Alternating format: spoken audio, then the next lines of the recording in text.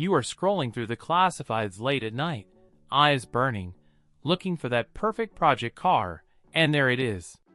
The BMW E36.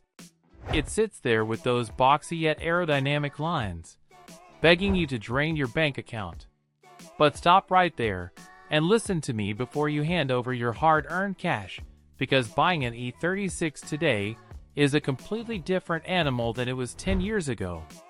Back then, these were cheap beaters you could pick up for pennies, slide into a curb, and laugh about. Now, they are bordering on classic status, and the prices are climbing. But does the ownership experience actually justify the hype? Let's get real about what it is actually like to live with one of these things in the modern era.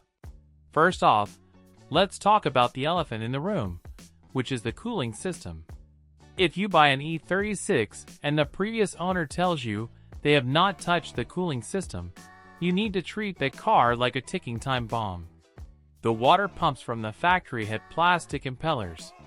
Over time, that plastic gets brittle, shatters, and sends shards into your engine block while your temperature needle shoots into the red zone faster than you can say head gasket failure.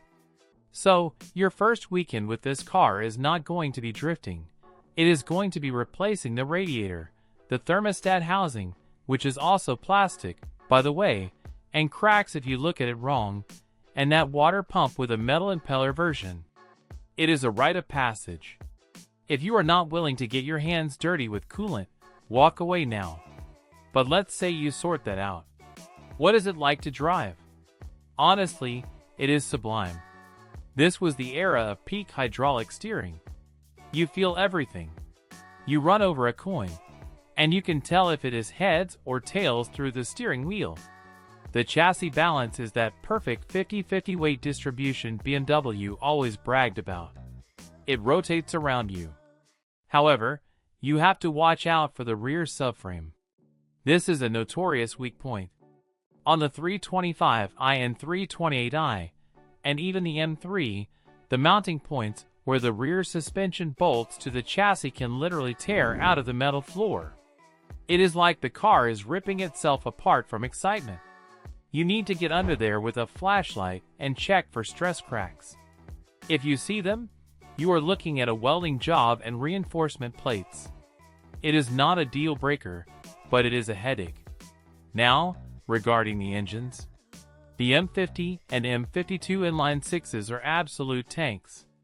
They are smooth, they sound like tearing silk, and they will run for 300,000 miles if you keep oiling them. But you need to know the difference. The earlier cars came with the M50 engine, specifically the M50B25 and the 325i, which had an iron block and no Vanos variable valve timing on the earliest models, or single Vanos later. Then came the 328i with the M52. Here is a pro tip for you. The 328i actually feels punchier in city driving because it is more torque down low, but the intake manifold on it is restrictive. A common modification is swapping the intake manifold from the older 325i onto the 328i. It opens up the top end and lets that engine breathe, unlocking significant horsepower. It is the best bang for your buck modification you can do. But let's look inside. The interior. Oh boy! BMW used a glue for the door panels and headliners that was apparently made from biodegradable hope and dreams. It fails. All of it. You will shut the door one day, and the door panel will literally fall into your lap. The glove box cover will start to sag like it is melting. The headliner will drape on your head like a tent. This is just part of the E36 charm. You are going to become an expert at using contact cement and plastic clips. Do not expect modern luxury. Expect squeaks, rattles, and plastics that feel a bit cheap compared to the E46 that came after it. However, the driver focus in that cockpit is unmatched. The center console is angled towards you. Everything is exactly where it should be. It wraps around you. Now, should you buy a 4-cylinder 318i or 318i? Yes.